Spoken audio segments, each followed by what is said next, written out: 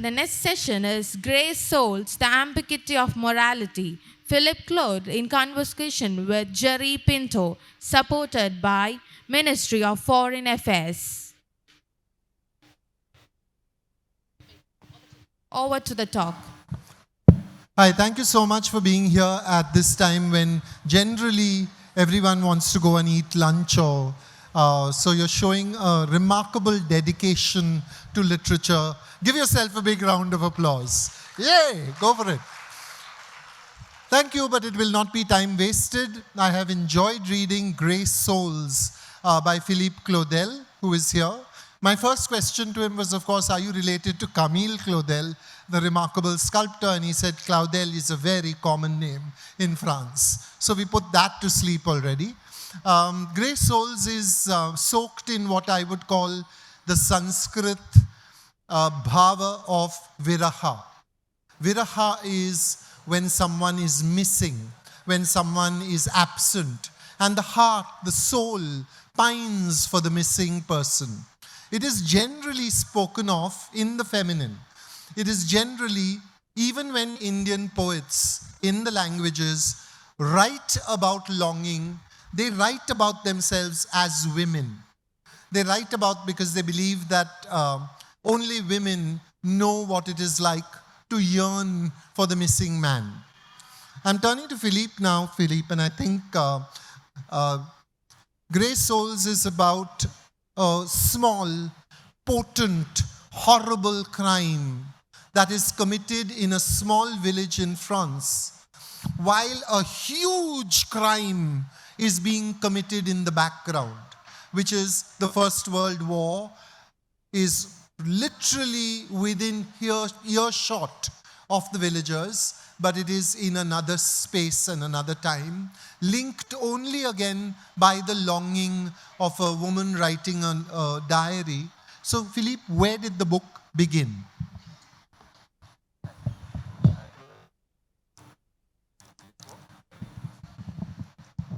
Good afternoon, everybody. Good afternoon, Jerry. Thank you to the festival for this invitation and the support of the French Institute.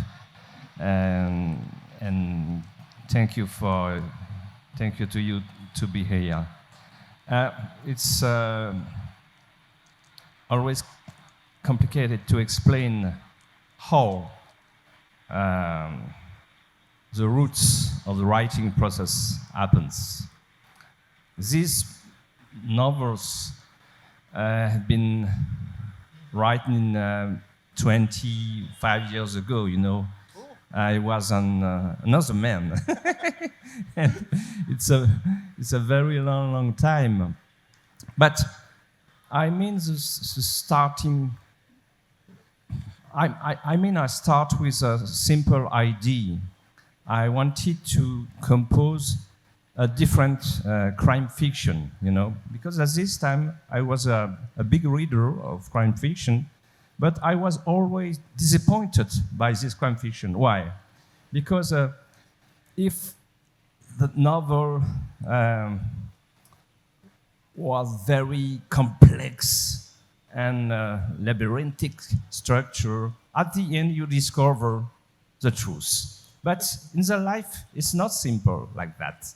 It's more complicated. And I wanted to compose a real social and historical novel, but at the same time, a disappointed crime fiction, because I wanted to give the elements of the truth to the readers, but at the same time, I wanted to preserve, like a smoke, about the intention of the characters, you know. But the initial scene, it was just the crime scene. We discovered the body of a young girl,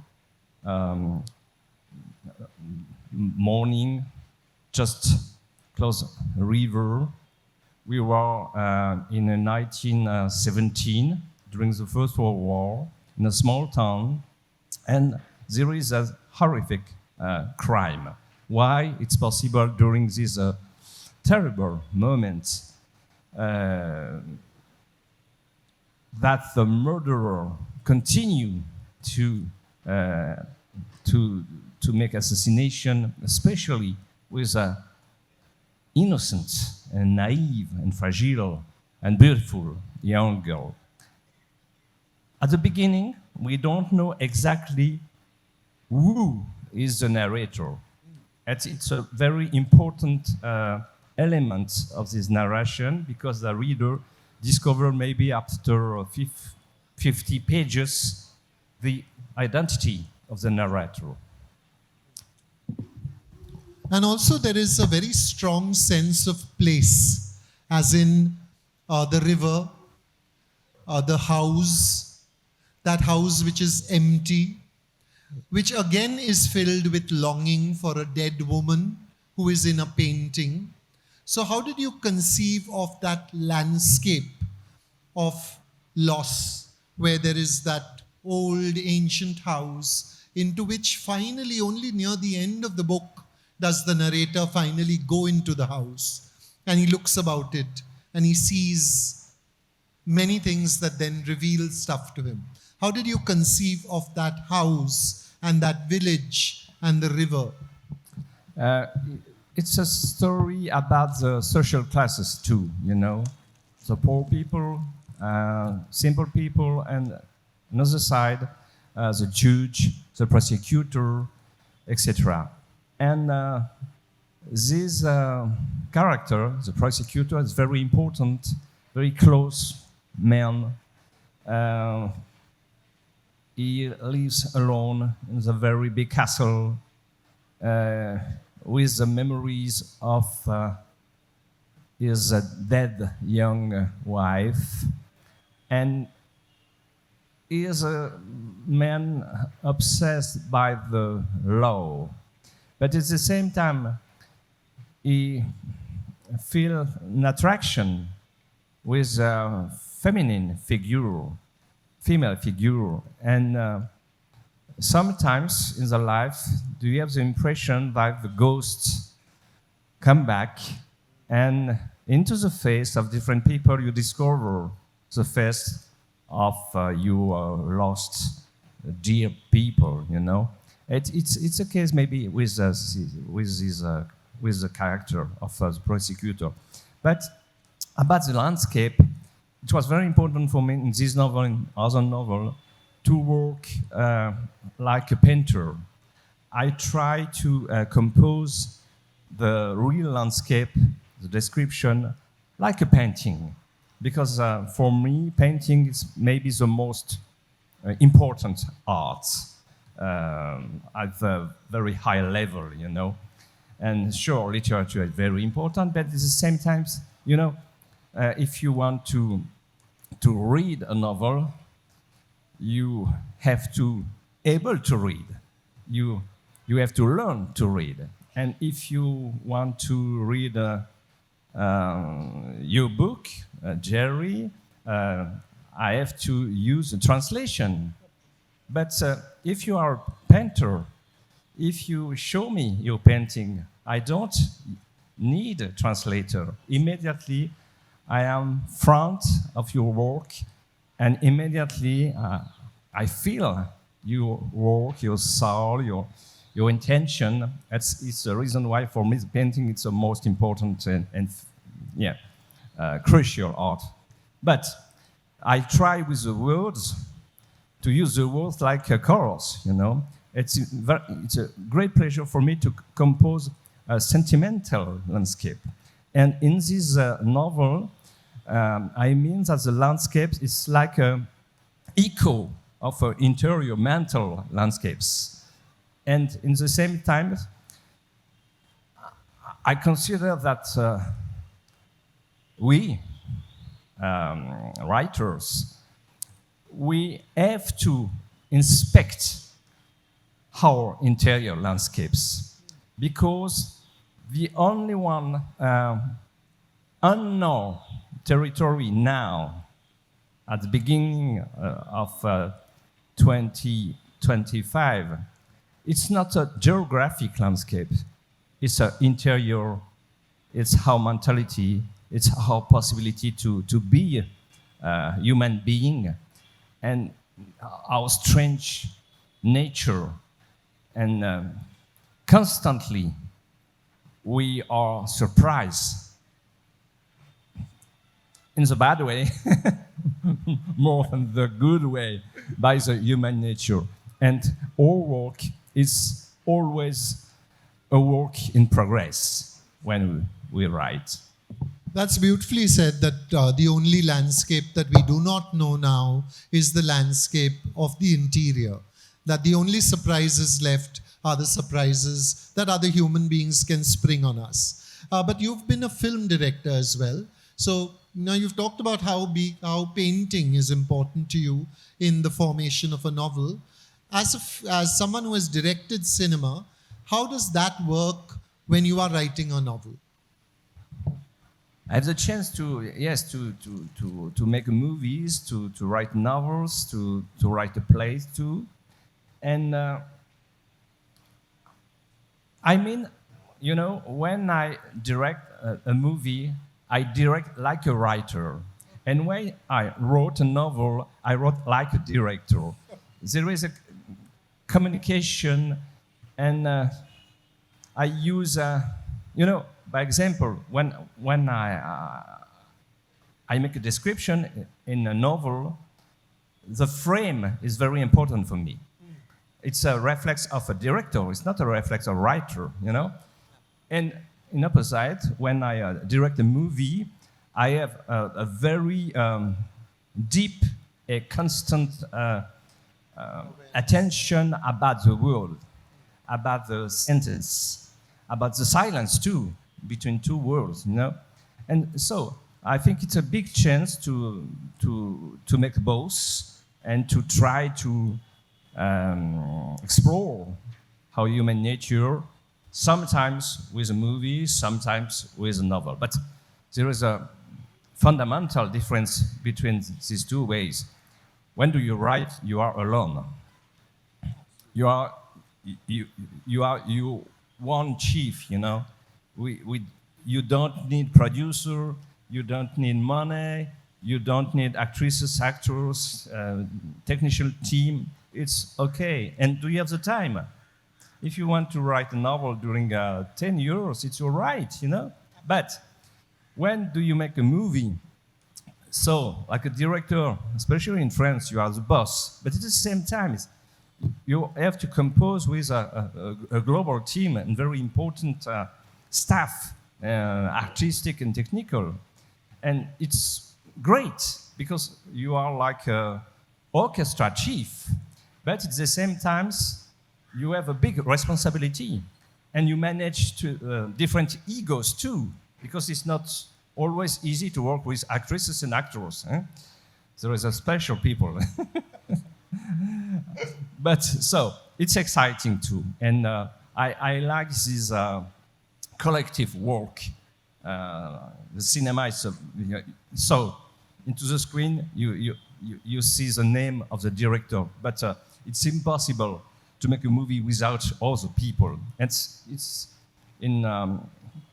very exhausted because it's 2-3 years of your life. Sometimes it's fantastic because the movie release, it's a big success, great, but sometimes it's a big flop too. I knew the both. And it's terrible when your movie is a flop because 2 or 3 years of work disappear instantly, you know. It's not the case in a novel. With a novel, the release of the novel, do you have the time? Months, years, and your novel stays somewhere in a maybe obscure bookshop, but your novel is here. Your novel waits for a new reader. You've been translated into several languages. Has that always been a happy experience? It's a big chance. Generally it's a happy experience. Sometimes it's strange. By example, with the novel Grey Souls, I remember two moments.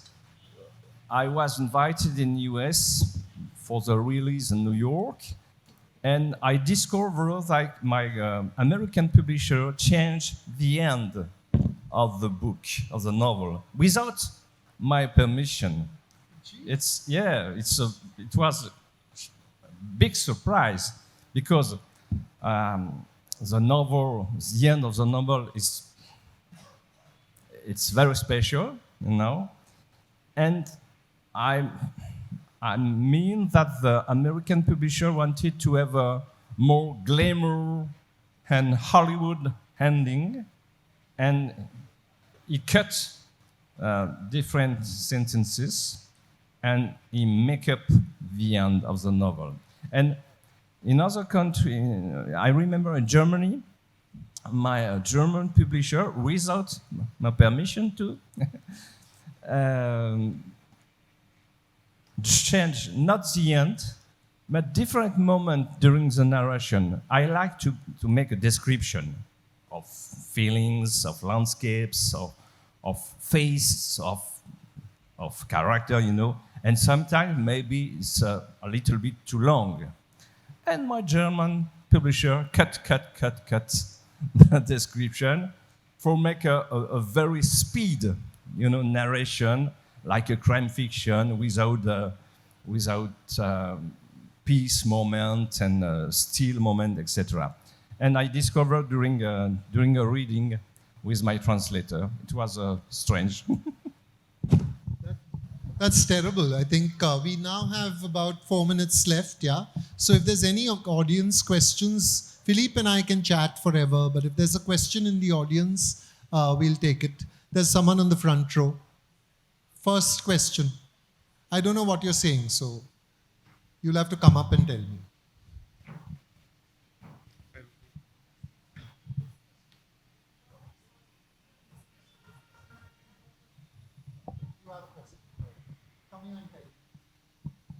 Okay, can you hear me?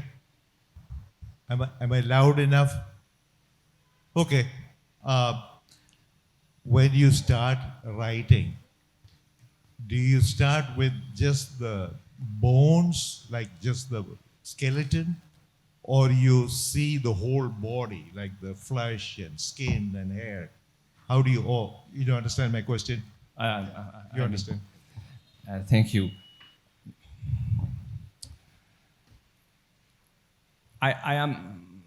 For me, it's impossible to start the writing process if I have the end of the story.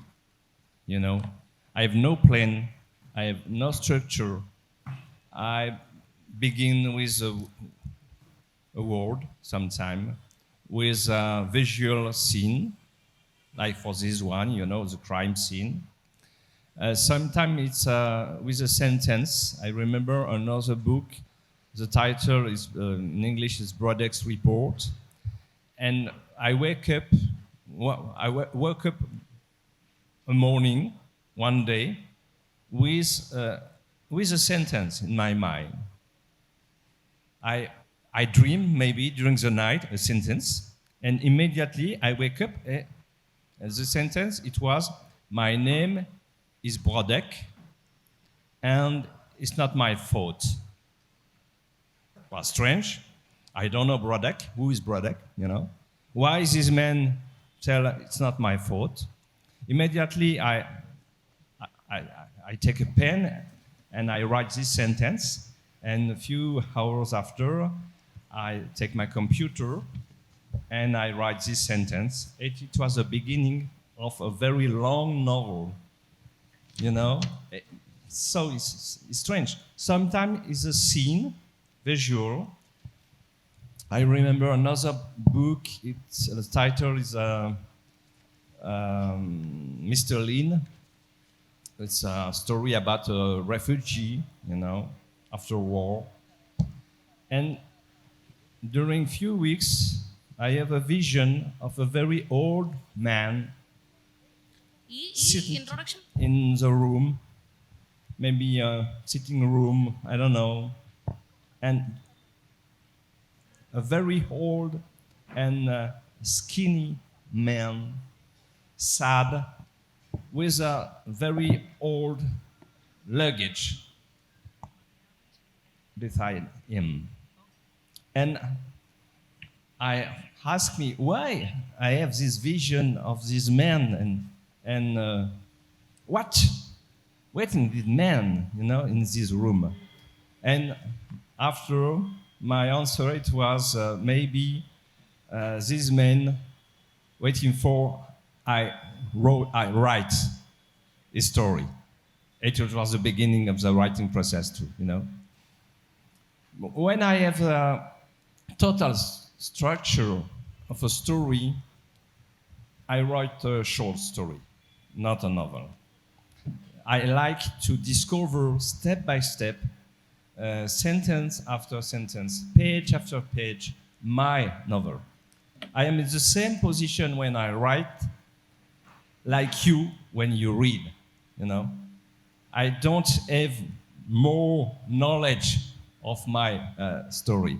It's a reason why it's a pleasure for me, because it's too boring if you know the end. But when do you know that a novel has come to its end? When do you know that this novel has come to an end? When do you know the end as you finished it? It's natural process, I don't know exactly, but yes, it's the end. All ways, all roads, all steps came in the same point, it's the final point, but it's not a choice for me. It's like, yes, it's natural. I don't know why, but sometimes it doesn't work. I have in my computer a lot of story without end. Sometimes I give up the writing process after 20 pages, after 200 pages. I don't know why, because it doesn't work. But I accept that. It's not a problem. Anyone else in the audience who has a question?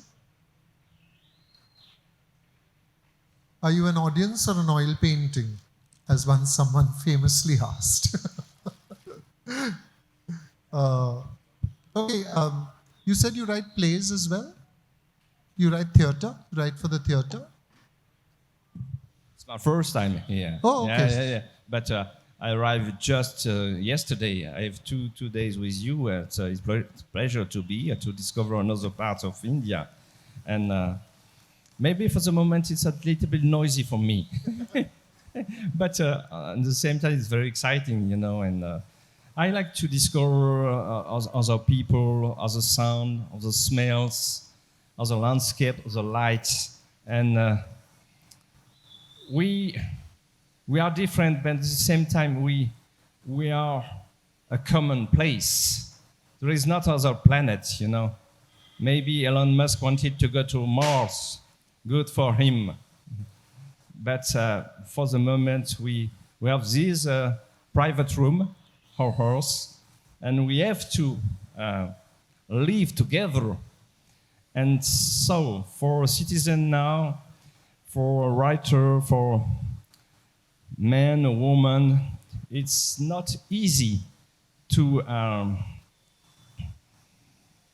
think about the future, because as we know, there is a lot of tensions into the world now, political tension, climate tension, geopolitical tension, and we have to compose with our different nature.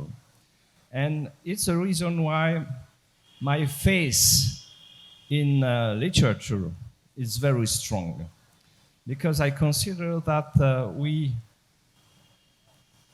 when we have the desire to read different writers of India, of France, of US, of China, etc.,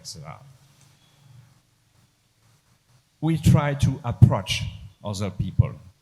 We try to know our differences. We try to compose a discussion, a reflection,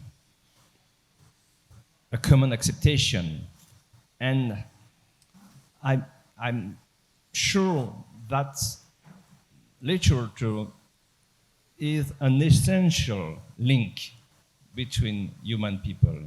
Sure, we can live without books, without arts, without music, without paintings, without dance. But it's a poor life without arts. And that seems it's a question over there. Yeah.